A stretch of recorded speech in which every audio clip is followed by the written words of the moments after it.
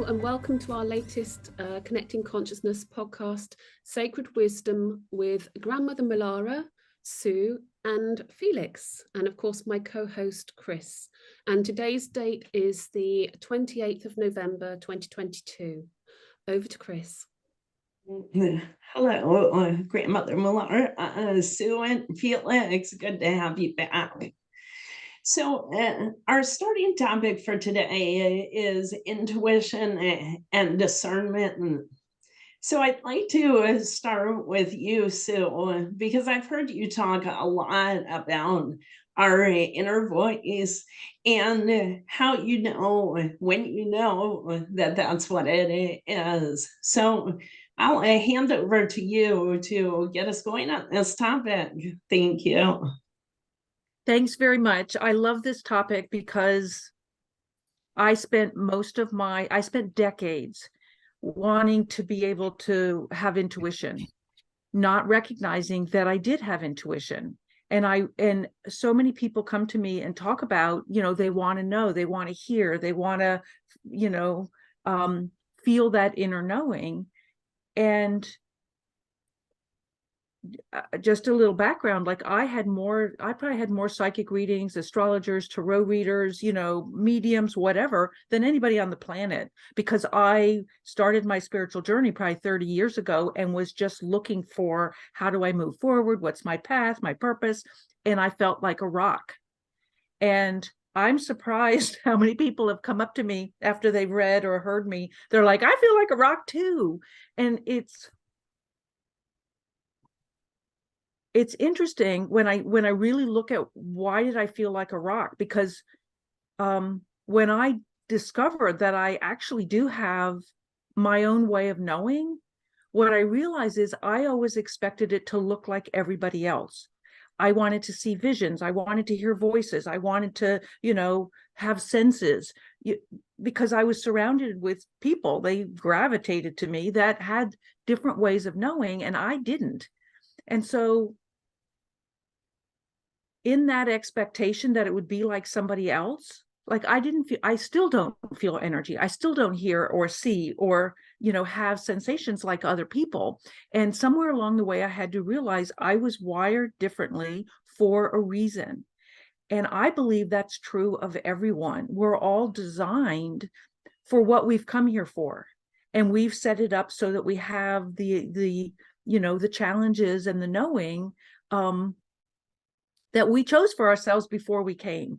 And so it's like learning your own language. When I finally discovered, when I heard the word claircognizant, that's when I went, oh, I think that might be me. And it took time after that for me to really watch. Like I was always getting information. I was always having thoughts drop in that I wasn't thinking about, but I just assumed it was my monkey mind. And so I negated that inner knowing. I was doing the Course in Miracles at the time, and part of the Course in Miracles says, I will step back and let him lead the way, let the divine lead the way. And so I just kept stepping back, and then I would have a thought, like something I should move on, but I didn't. I just stepped back because I just assumed it was my mind, and I was not particularly useful. And so it wasn't until I started allowing for the possibility that those thoughts that dropped in that I wasn't thinking about were actually coming from me at a higher level. I could say that, or from guides and helpers. Me at a higher level feels more, or like a deep knowing, inner knowing. And as I started responding to those thoughts and accepting them as a communication, I started getting the validation and the feedback that I was on track. And that's when I just started trusting myself more. And one of the things I've noticed, because I've been working with a lot of different people, I suspect there's a lot more claircognizance out there now than there used to be. I suspect there's more of that than there is going to be clairsentient, clairvoyant, audient, because because knowing deeply within yourself is such an important and empowering place to be, rather than seeing somebody materialize in front of you, or a voice from outside telling you what to do. And like, we've come from a place, almost across all the humans, is of wanting, like, we're used to having an authority, and so we like the idea of something, a voice telling us, or but I think it's more, we really need to connect with the inner knowing. And I should stop there and then let other people weigh in, because there's more to be said. But Sue, I was just going to say, so claircognizance means clear knowing, and some people have asked, what do you mean when you say you're a rock? People have asked this. So if you explain exactly what you mean, I know what you mean, but I want you to explain exactly what you mean. So I was really aware. I don't hear anything. I don't see anything. I don't sense energy. You could hand me a crystal that's really powerful, I'm not going to feel it. Occasionally I will go on land and can feel some leftover energies, but for the most part, not so much. And so for me, that's how I always describe it. And I'm a rock, like, I'm not sensitive. And yet what I've discovered is I'm wired for what I'm here for. So I can go into really awful places and I don't feel the really awful energy, because I'm not sensitive. I'm not, I know I have empathy, like I have empathic, because of my childhood upbringing. You learn how to, like,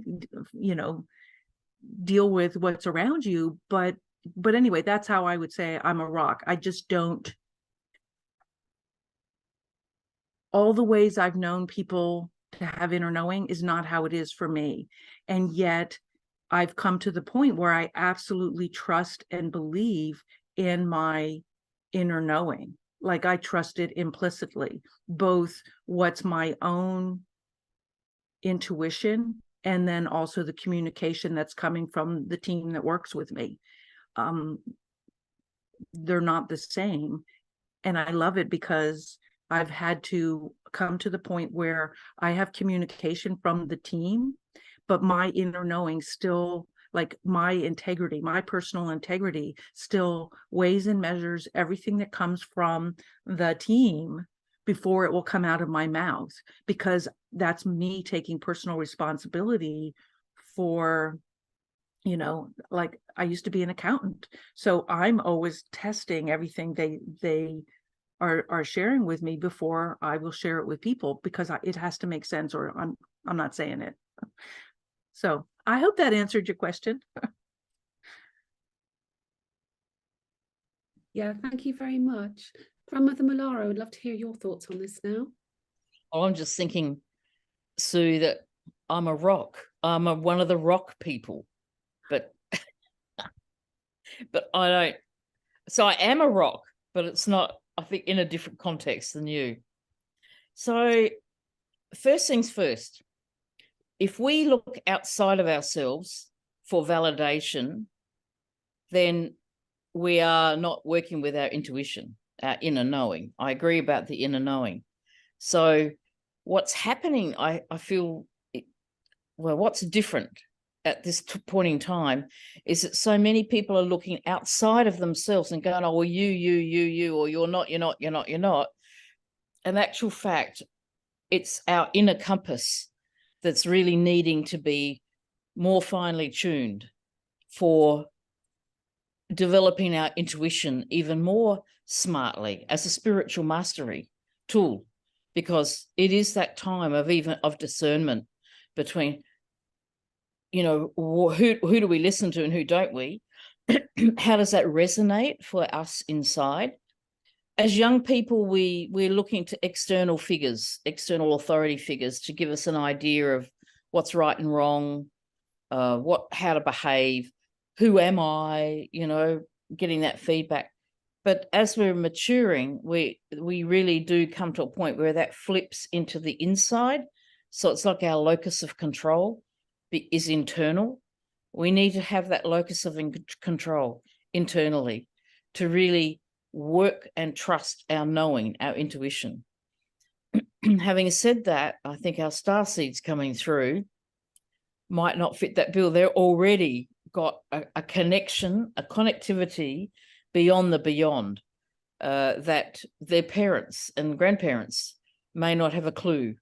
And so we've got this bit of a mixture happening with different generations, is one way of putting it, but different beings, who are made up of, well, we've got the old carbon base, then silica base, now crystalline, and we're going to become light. So it's I might not be in this lifetime, I'm a rock, but the actual evolution of our sort of molecular structure is shifting, and that's causing some movement that's a bit just a bit it can be confusing for people. So that was my first point, was to say that we need to develop and trust our intuition.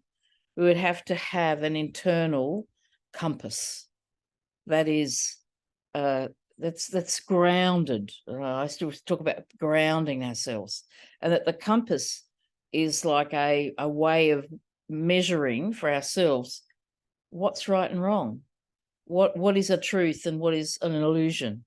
And there are plenty of illusion around, and to navigate our way to find the truth in that has to be in resonance with who we are on the inside. That'll do for now.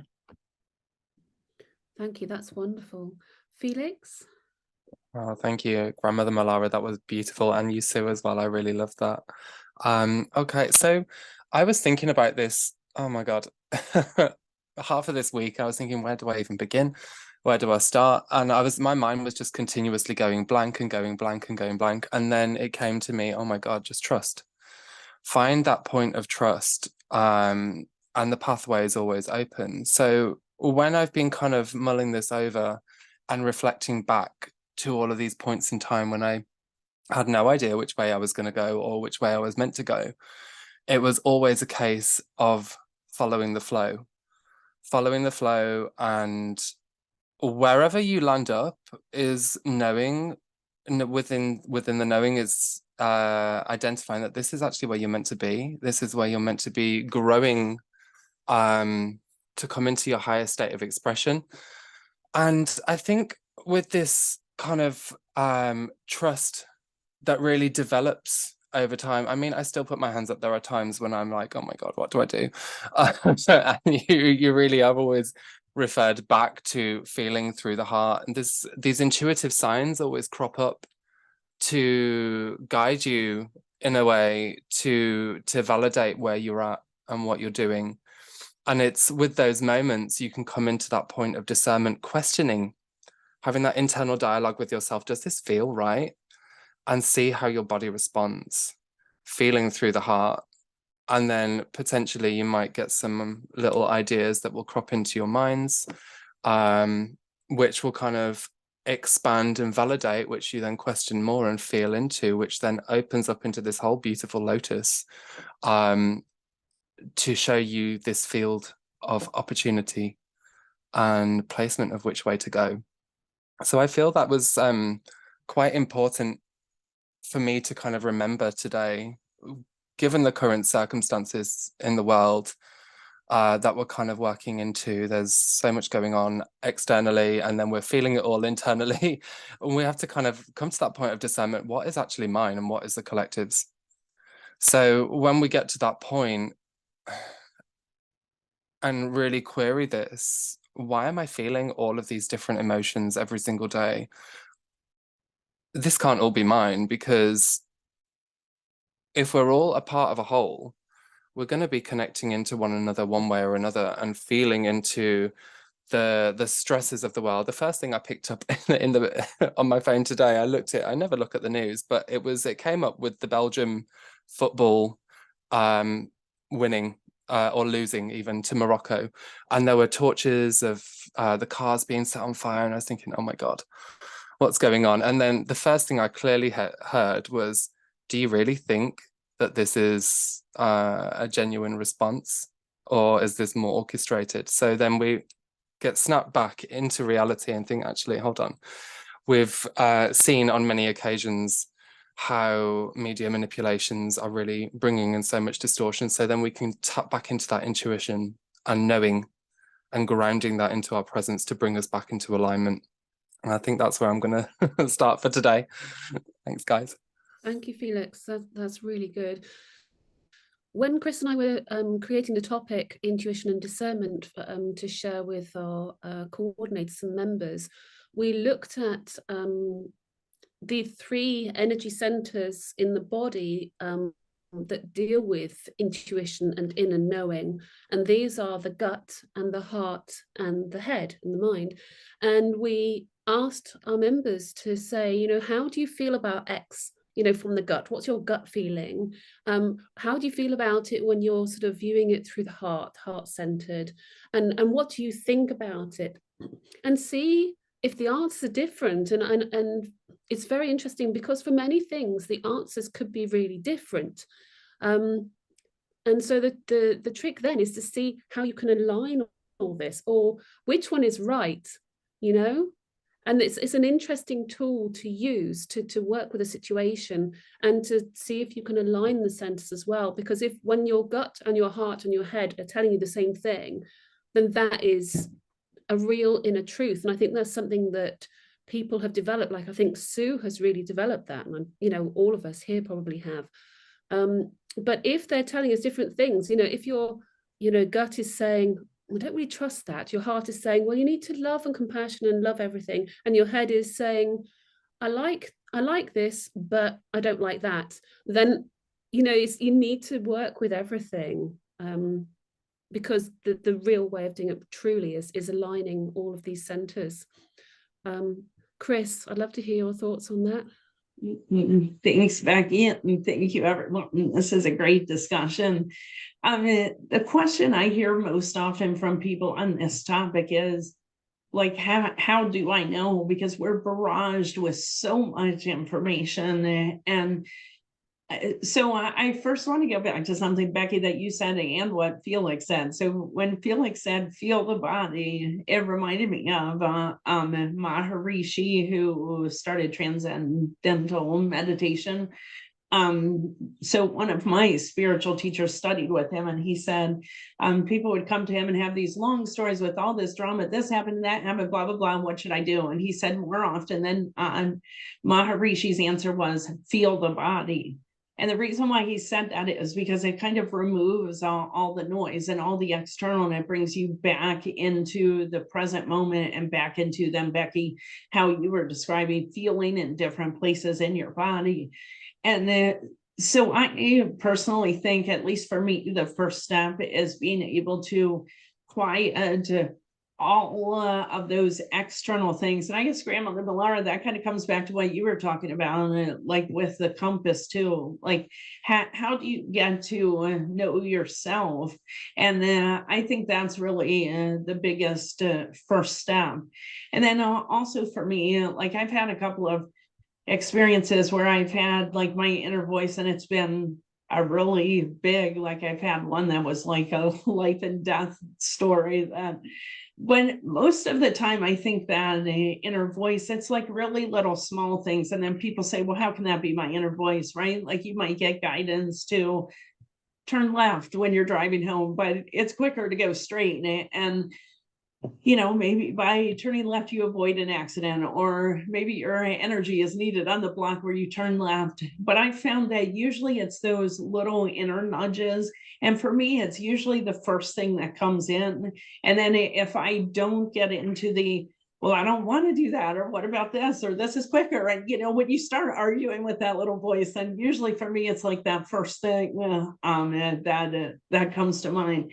But I do think it's something that takes time to develop and to figure out, just because there is so much noise that's around us. It takes time to develop and to really figure out what's me and what's that connection. Is this my connection with my divine self? And if, you know, that's really an important step.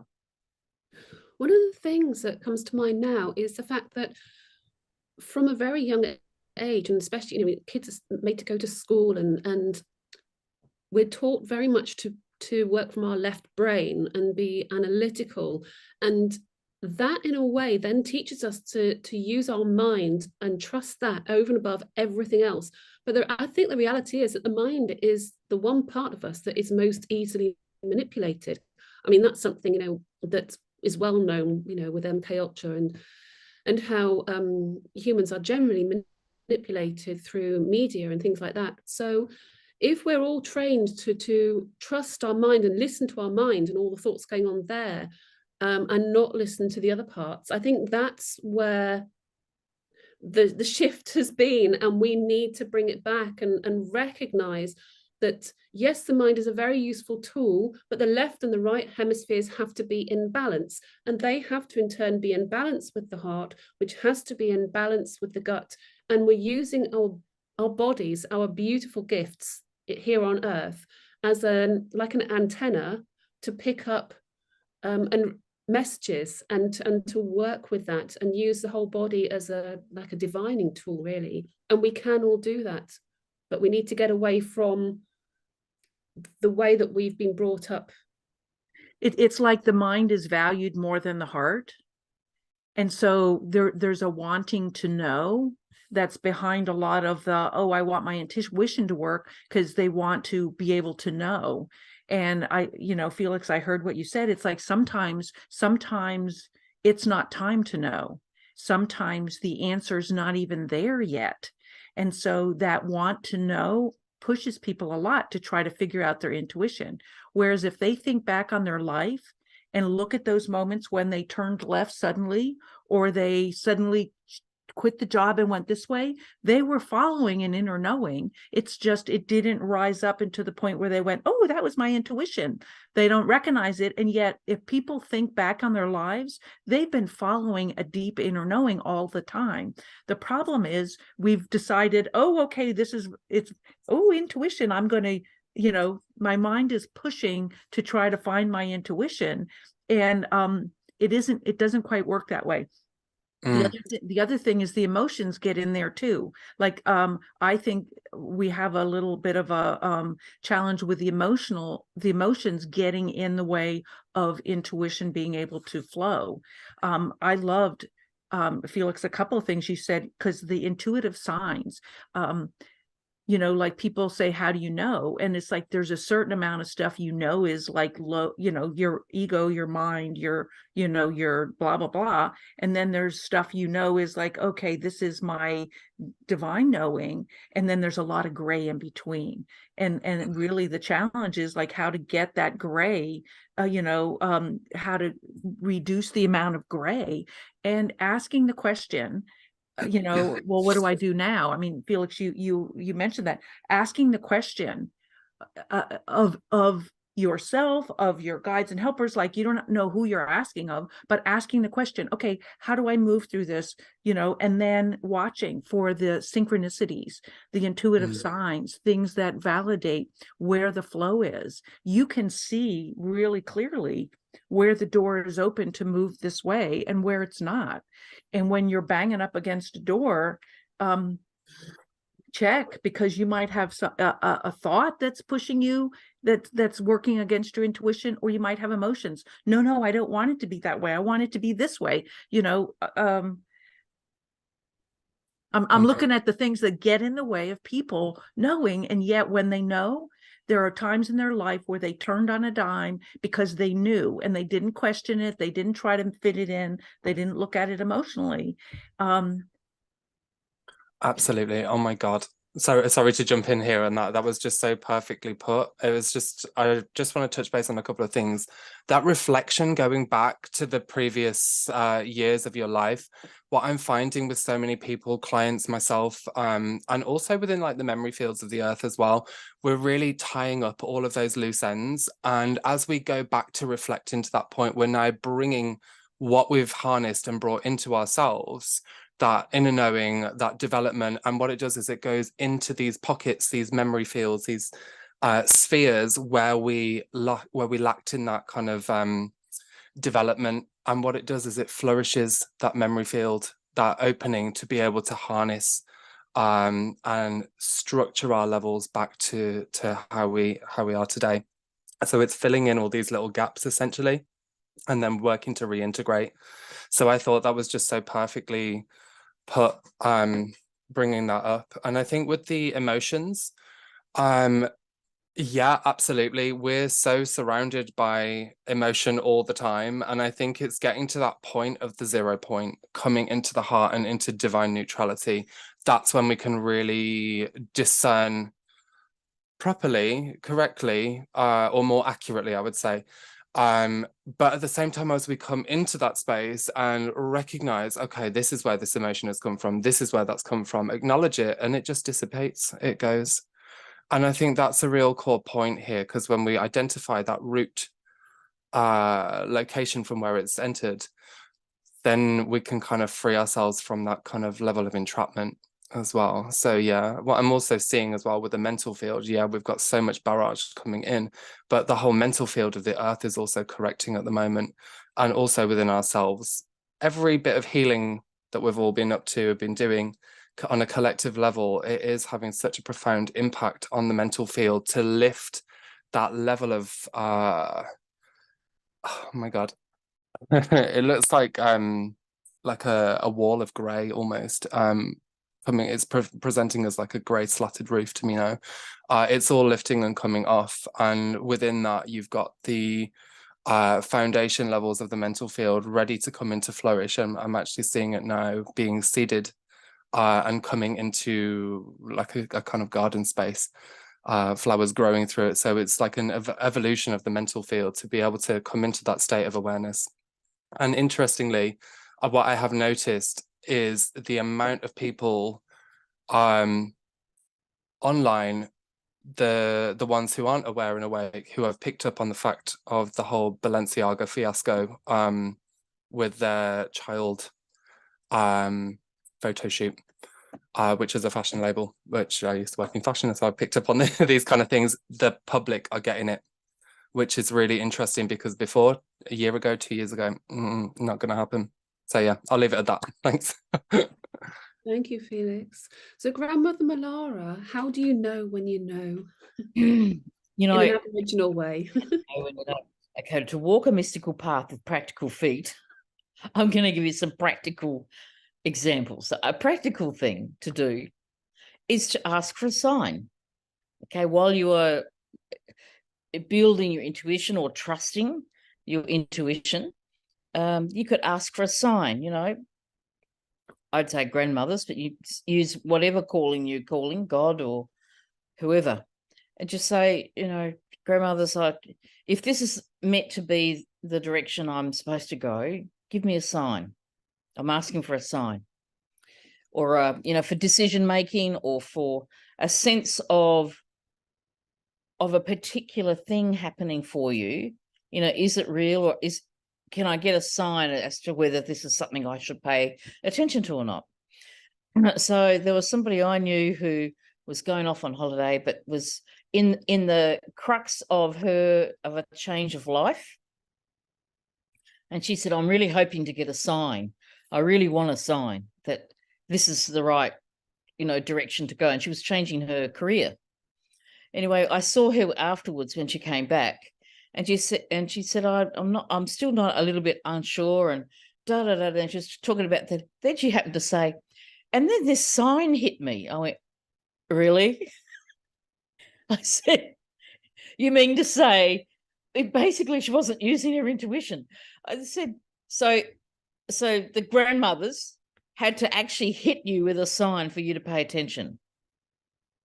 A true story. So I say, you know, be careful what you ask for. But if you're asking for a sign, it can be as subtle as a feather, a white feather, which is like a message from spirit coming down in front of you. I found the crest of a cockatoo, a sulfur-crested cockatoo, the crest of it on my driver's seat in my car, and the car was shut. I thought, that is a sign.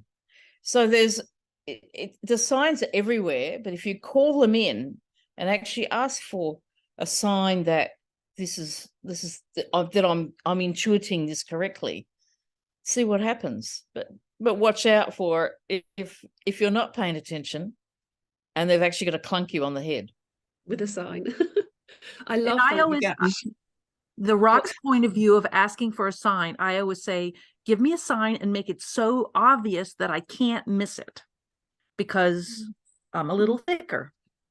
So I just wanted to say, be careful when you ask for a sign too, because I have a story that's kind of funny in a way that, looking back, it's like, well, I'll tell the story first. So my husband and I were going to move, and we were looking around in this area, and we were convinced we were going to move to this particular area. And both of us were like, well, it doesn't feel right. And there were all kinds of things that happened. We were both like, well, it doesn't feel right. So my husband's like, okay, give us a sign. And like a minute later, a car smashed into the back of us.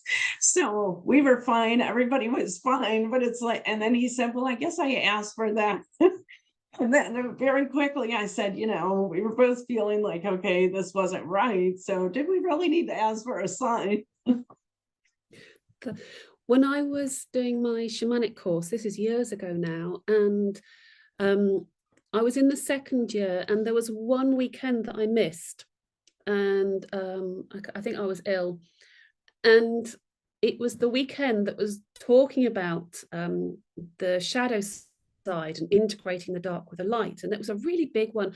And over that weekend, I was seeing, I wasn't able to attend the thing, but I was the actual the weekend with all my colleagues, but I was seeing swans with ravens, and there was all that sort of sign. And when you're doing the shamanic journey, you are taught to look for signs, and it's usually nature. It's usually in signs in nature. So different animals mean different things, and if you see it on the left or the right or above or below, it all means different things. And we were taught that. And then that was in a previous weekend of the training. And then we were also taught, well, if you don't live in the country, you can look for signs in the city. Well, so I missed that weekend, and I was frustrated, and I thought, well, obviously I've got to do some deeper work on this particular topic. I still managed to finish the course, and because I missed it, I was allowed to attend it the following year. Following year came round, and I had an injury and I couldn't drive, so I missed it again, and I was really frustrated to miss it. And I think it was around that time when I was driving through the city. It wouldn't, obviously I couldn't drive, but I was going through the city at I'm not sure of the timings now because this was years ago, but I remember driving through the city and I wasn't even really looking for signs, but I might have been mulling it over, and I had to stop at some traffic lights because they'd turned red, and it was like a zebra crossing. And at the zebra crossing, I just saw the most incredible thing. There was literally a massive, oversized white man, and then an oversized, and when I say oversized, I'm talking about 7 foot and as wide as tall, and same with a black woman, absolutely enormous, hugely tall, hugely wide. And they spotted each other, and they went, and they ran towards each other and embraced. And I saw this at Junction, and I was thinking, my God, that's so weird. That is so weird. It's just, and everyone's like stopping, looking. And then I drove on. I thought, I wonder what that means symbolically. And I just thought, oh, that's the light embracing the dark. And it's a mixture of, masculine and feminine. And I was going through all the symbology with it. And I was just thinking, that was such a massive sign, and it was in a city. So you can look for signs in a city, or they appear. And I do know as well that, signs are given to us all the time, but I reckon we probably miss 9 out of 10 of them, or 99 out of 100. But they keep coming, and our guides and our higher self keeps trying to give us signs, and that we're on the right path, or signs of reassurance that we're not alone on this journey here on earth. So I just wanted to share that. Can I tell you my absolute favorite sign ever? And I already told you, I asked, make it so I can't miss it. And I'm deciding to go to Tasmania. I've been kind of getting and I went into a little store on a weekend, and some woman in the dressing room, 3 people in the store were talking about Tasmania, but that wasn't enough of a sign. I'm like, am I supposed to go? Am I supposed to go? So I'm watching one of the first podcasts I've ever seen. It was Oprah Winfrey and Eckhart Tolle, and it was like the third or fourth, whatever. And Oprah picks up the paper and she goes, "Oh, there's people from all over the world, from here, from there, and Tasmania. Hello, Tasmania." And I'm like, okay, I'll go. You couldn't miss that one, but that's what I needed, something I couldn't miss. That's brilliant. And I just wanted to add, I did finally did that course 2 years later. I did do that weekend and I really enjoyed it. And I think it was all the more important and significant for me because I'd been forced to miss it 2 years in a row. So yes. So where should we go from here? I'm just thinking. I just want to say one of the signs I saw on one of the really big billboards, and they flash and go to the next sign, then the flash goes. And I was just driving along, I thought, oh, I'm not sure about being here. Well, then it flashed and said, "You're going the right way." And then it flashed off again. I went, what? Did I just see that? True. So you never know quite. And the clouds can give us signs. That's the non-seated ones. And, that it can be all over. Just, and then you may not even be asking, but there's just a gift is being given to you by nature. And that gift of nature can also be a sign. Yeah. And to reinforce that you're true north. You're finding your true north in your compass bearing. When you're on that spiritual journey, it feels really magical when you start to get the signs and you start to interpret them. There is a real excitement and a real beauty to being on that spiritual path. It's so exciting. I remember, feeling that, and I used to love being on courses where you're with other people who are doing that sort of thing. It's wonderful. I think that most signs are very beautiful and light. I know my example was a little harsh, but I did want to say there are times where the not positive signs are very positive too, because there have been a couple of times in my life where I've gotten a whole series of signs and I haven't paid attention to them, right? Because I didn't want to make that change. I didn't want to deal with it, whatever. And then what happened is the signs got so big that I just couldn't ignore them. And then looking back, I was like, just as a lesson, okay, well, this little sign first, had I paid attention to it, then this and this and this one, it's definitely a journey. But now I've grown to appreciate those signs that are more difficult too, because they do tell you, okay, this isn't the right path, this isn't the right way. And I've gotten much better about paying attention to those as well. It's a similar thing with when you're not feeling well as well.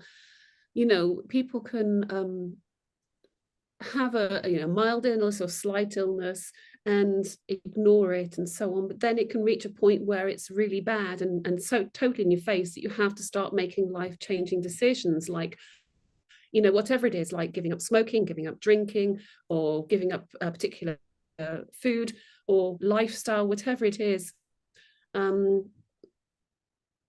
It's amazing, actually, how we as human beings ignore those signs for so long, to the point where we do, get quite poorly before we have to think, right, no, I'm going to have to make a change. I'm going to have to do something about this. It's like the whisper or the 2x4, because you'll get the whispers and then they get louder and louder. And if you don't listen, you get the 2x4, divorces, illness, accidents, all kinds of things. One of the things I wanted to talk about, mention, because I'm looking at how do we help people start honoring their intuition more, and asking a question. We undervalue the if you ask a question anywhere in your life without trying to work out the answer, but ask the question. I asked questions when I was a kid about things that eventually came into my awareness. Now, if I ask things, the answers usually come, and I mean, even, well, it could be anything, big things, small things. Asking the question, the universe will start, your guides and helpers, you at a higher level will start sending you the answers. in a way that you can, and like Becky said, it will come around over and over and over again. When I used to train to be, well, when I was teaching antenatal teaching, so I had classes of couples expecting their first baby, usually their first baby. And that was within those classes, I and other antenatal teachers used to use an acronym called BRAIN, because we used to try and teach informed decision making, because when, you know, a woman goes into hospital to have a baby, quite often women sort of submit to the authority of a doctor. So a doctor will say, well, this is happening, so we need to do this. And so many times people just say, okay, if that's what you think, you know, you're the expert, let's do what you say. But there's always alternatives. And so this is one situation where I used to talk about intuition. And in this acronym, which is BRAIN, is you say, well, what are the benefits of doing this? What are the risks? What are the alternatives? And how do I feel about this? My intuition. So I stands for intuition. And then the N part stands for no, thank you, not just yet. So you can apply that to everything. And that's one way. You know, you need to use informed decision making. You need to make decisions every day about different things. So you could use that tool as a practice tool, just to start getting you thinking about, well, what are the benefits of doing this? What are the risks? You know, and are there any side effects, or any bad things? You know, pros and cons. Are there any alternatives? Could I take a different route if I chose?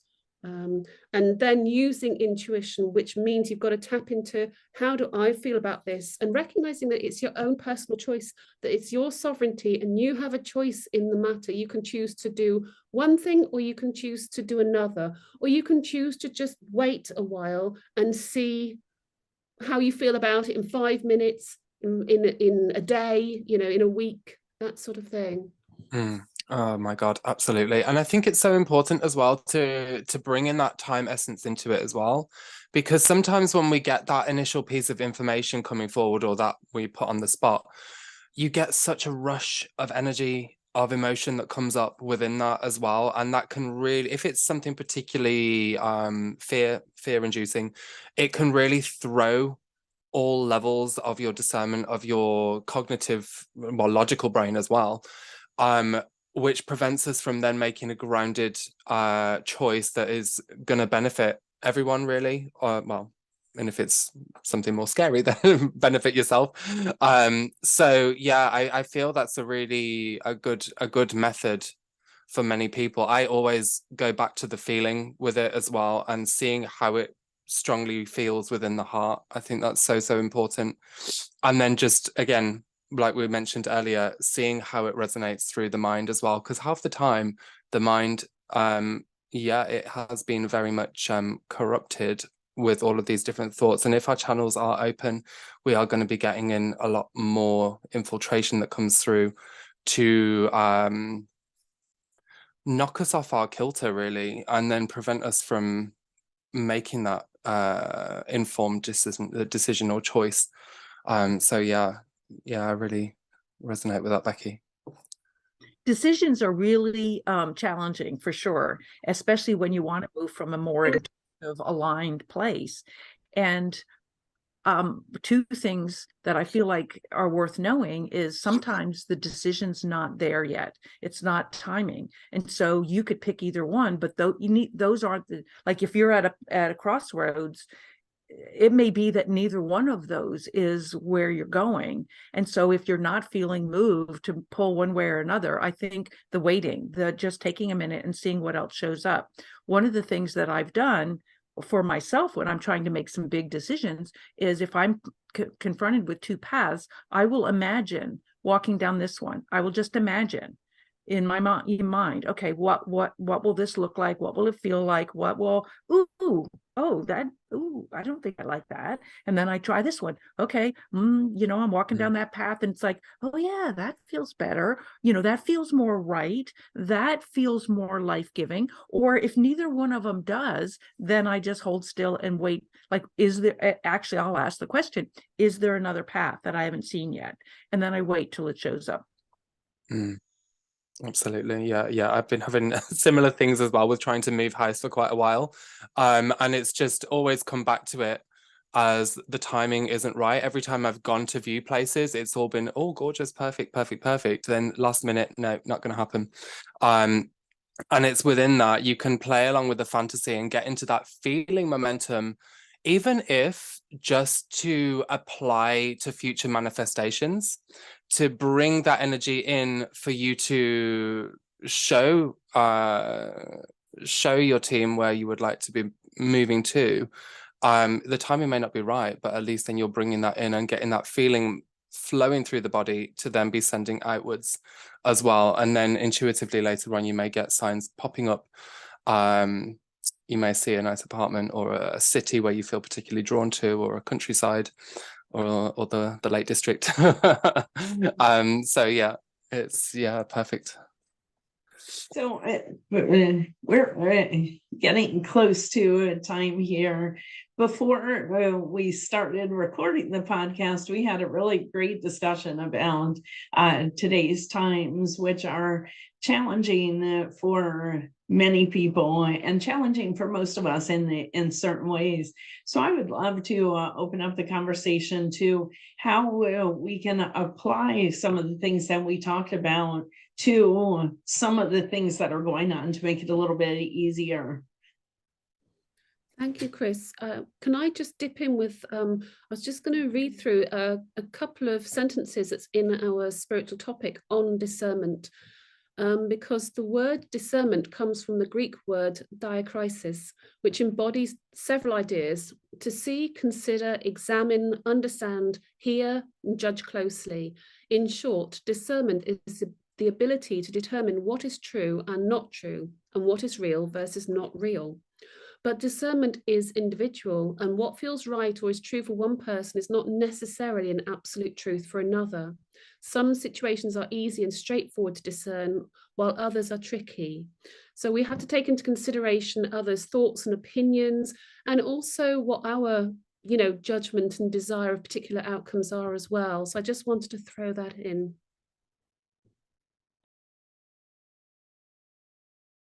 I think discernment is necessary. It's a necessary spiritual mastery tool to refine, because there's all sorts of beings out there in the unseen world, let alone the seen world. And what is the messages that we're getting, or the signs? But in particular, if you are someone that's clairaudient, let's say you're hearing voices, or you're hearing a message coming in, you need to check it. It's the same with other ways in which beings might come into us, because there's not or connect with us. They're not all positive, and they're not all nefarious. It's actually what is the energy that I'm meant to be connecting with that's positive. The grandmothers did a transmission yesterday in a ceremony circle that I held, and they said, we are coming into our light body. And the message was, be a being of light.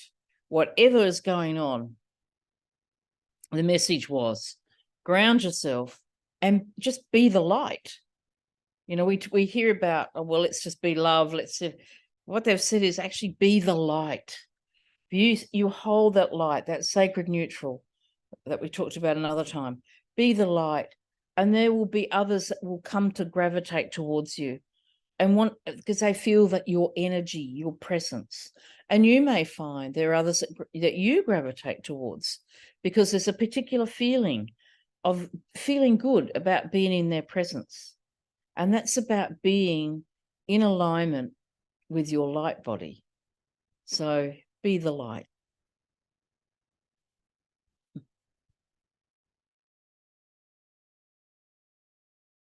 Thank you. That's so beautiful. And it reminds me of, I can't remember a conversation I was once having with someone who, you know, beings like the Arcturans and others who can see, so I've got a dog just popping up here, who can see our energy from above. There are beings here, there are beings here on Earth who do shine their light very brightly, and this can be seen. And there are others that are just, you know, flickering. And I would say for those who feel that their light is dimmed and sort of just at the flickering mode, just nurture it. Just know that everything, every bit of light that you have is beautiful, and you can nurture it and help it grow, and it'll help it get stronger. You know, and it's okay as well if you're feeling really low and your light feels like it's diminishing, but you can make it, you can, you know, with nurturing, make it stronger. But I just wanted to say that because we do luminesce, we do shine our light. Our soul has a strong energy which can be seen, can be picked up. And it's so important here on Earth to do this now, because we are anchoring in the stronger energies as well from the galactic and working with Mother Earth. So and we've talked about it in some of the other podcasts about how to go out into nature and ground and open yourself up, which will help with the light, no matter what kind of situation you're in. If you will just take a moment and relax into nature a little bit and make that connection.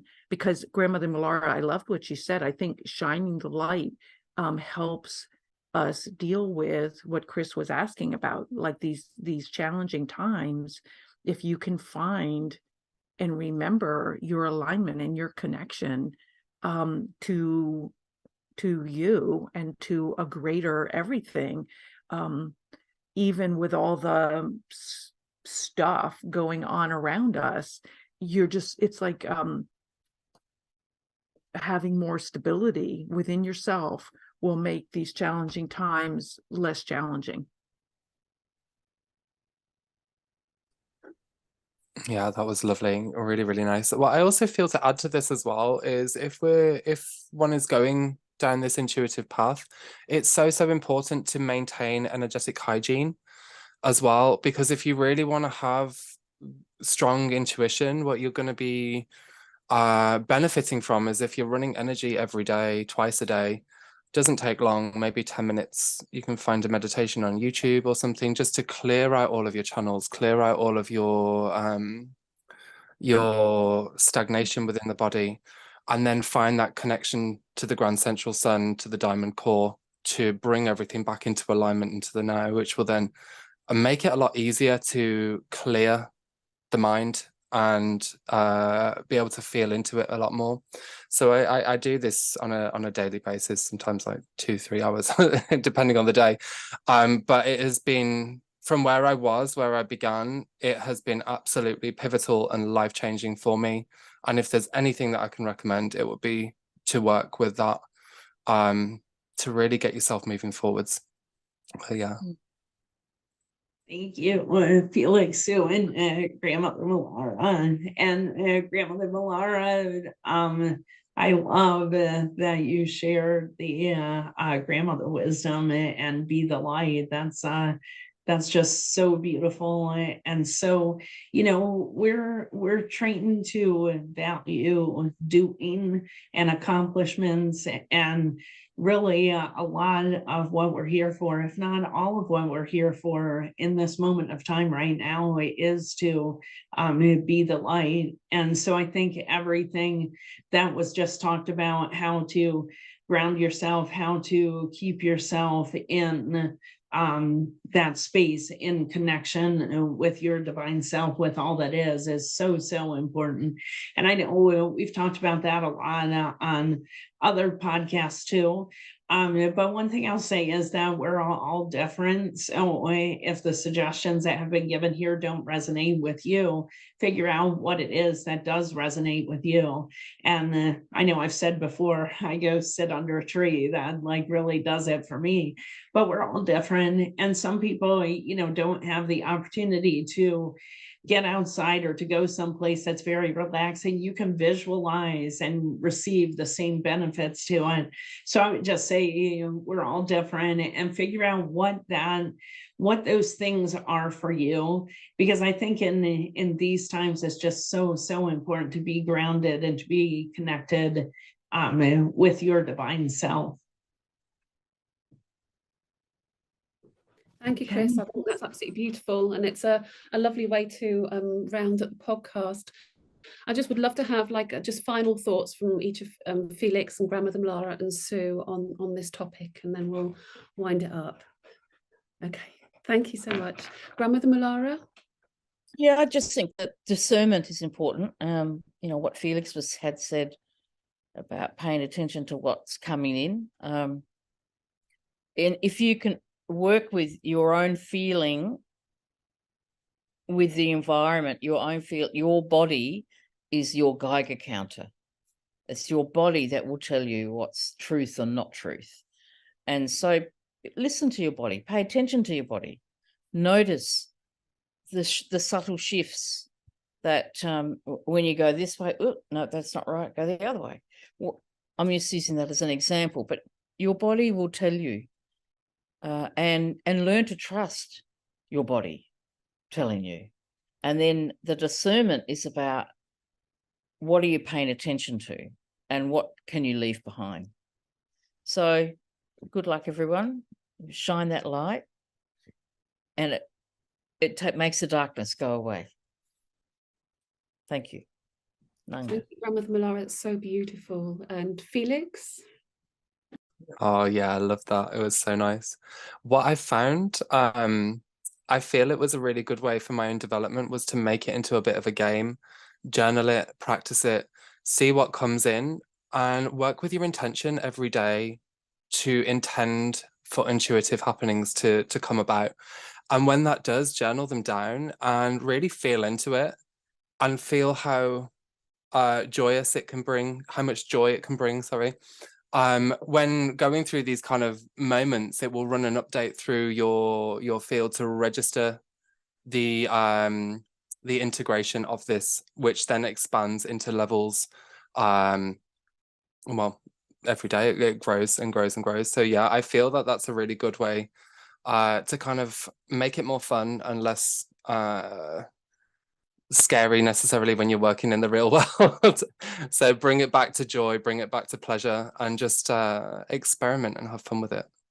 Yeah. Thank you. So intuition and discernment are tools that need to be developed. And Sue, thank you. And as you're developing them, I love trust really stuck out, Grandmother Mulara, when you said it, because it's a challenge for people to trust what they're getting, because we have a tendency to value perfection. We want to get it right. We want to do it right. We want it now. And I'm just going to say, act like a baby learning to walk. So you fall down a few times. It's no big deal. You're just trying out your new legs. You got little training wheels on. Don't worry about it. Do discern.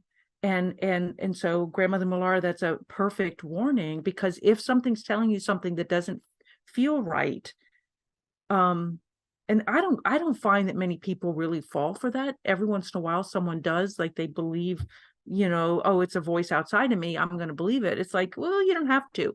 What I would say to state your intention very clearly. I only want what's in full alignment with my divine self.